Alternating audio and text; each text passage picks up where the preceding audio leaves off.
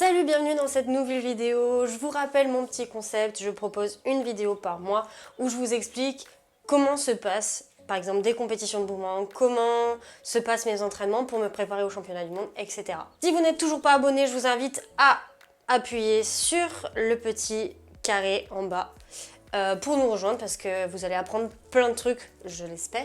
Aujourd'hui, je vais vous expliquer comment se déroulent les épreuves en boomerang, en vous expliquant ce qu'elles sont les principales règles, et ensuite ce que l'on fait en compétition. Dans la dernière vidéo, je vous montrais comment se passaient les championnats de France, donc n'hésitez pas à aller la voir si vous ne l'avez toujours pas vue. Donc, les épreuves en boomerang. Première chose, dans les compétitions individuelles, nous avons 6 épreuves.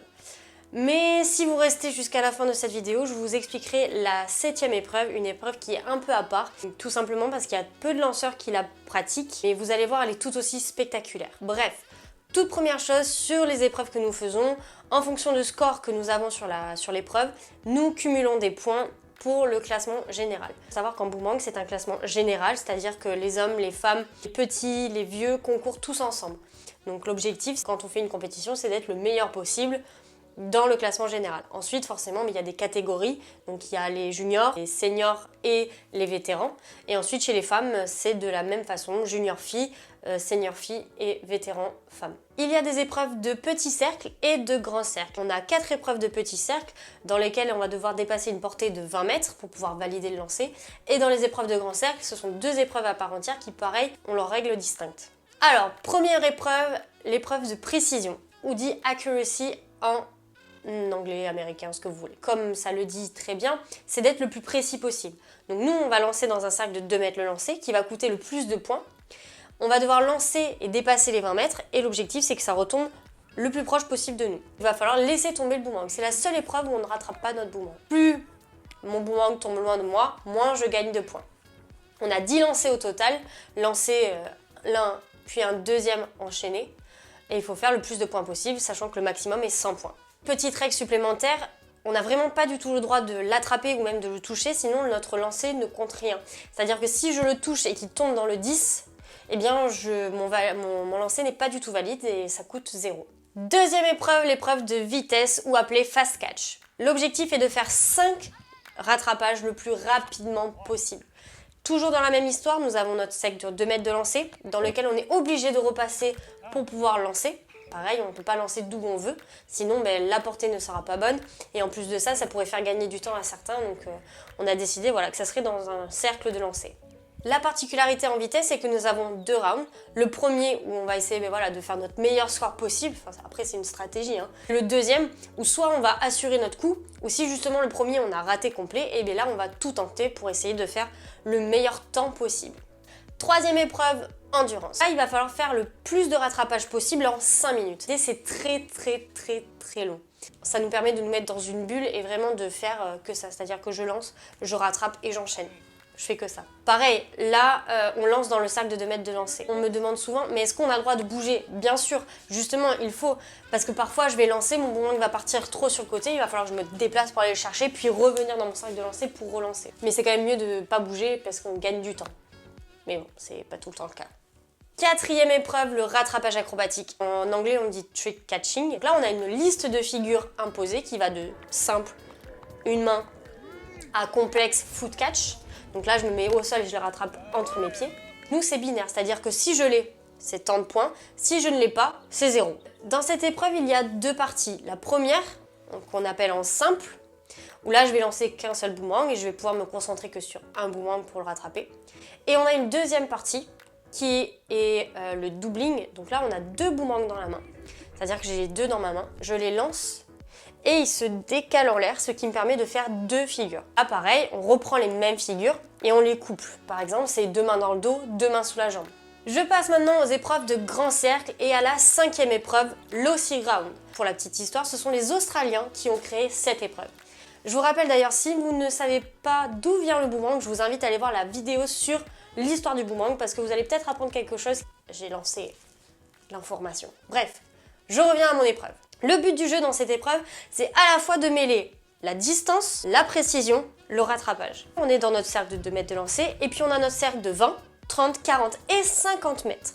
Pour la distance, mon boomerang, je le lance, il va à 50 mètres et je le rattrape sans bouger. Dans ce cas de figure-là, j'ai 6 points en distance, 10 points de précision et 4 points de rattrapage. Imaginons, je lance, je le loupe, il tombe dans le 10, je n'ai pas de point de rattrapage, donc j'ai 0, mais j'ai 10 points de précision et 6 points de distance.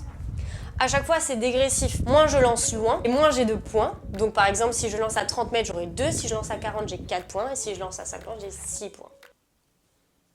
Et la 6e épreuve de grand cercle qu'on appelle le MTA ou MTA en anglais. Comme son nom l'indique, MTA, maximum de temps en l'air, je vais devoir lancer mon boomerang très très haut dans le ciel pour qu'il monte le plus possible et ensuite qu'il redescende, vous savez, comme un petit truc qui descend des arbres. Je n'ai pas le nom de la graine, mais voilà.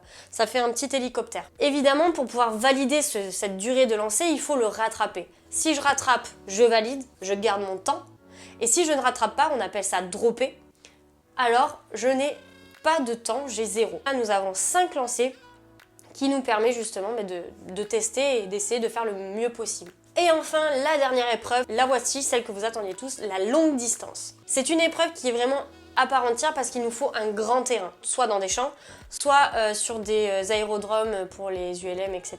Le but du jeu dans cette épreuve, c'est de lancer le plus loin possible, mais qu'il y ait un retour. Dans les boomerangs ancienne génération, c'était des boomerangs qui étaient lancés, mais qui ne revenaient jamais. On n'appelle pas ça un boomerang, on appelle ça un bout de bois, mais ça c'est autre chose. On a le lanceur qui est toujours dans un cercle de lancer, et il a une ligne de 40 mètres.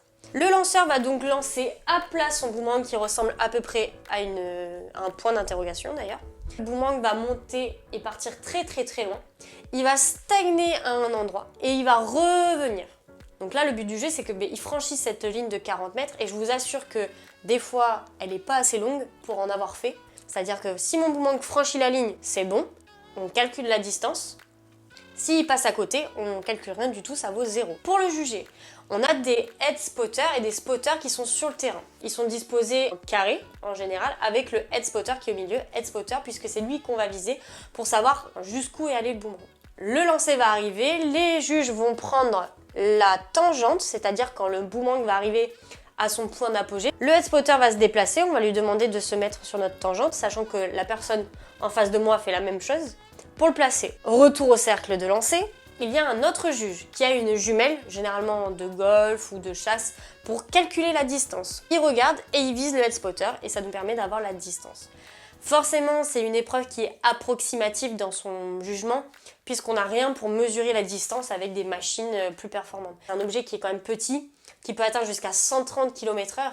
Donc autant vous dire que pour juger avec une machine, on n'est pas encore assez développé.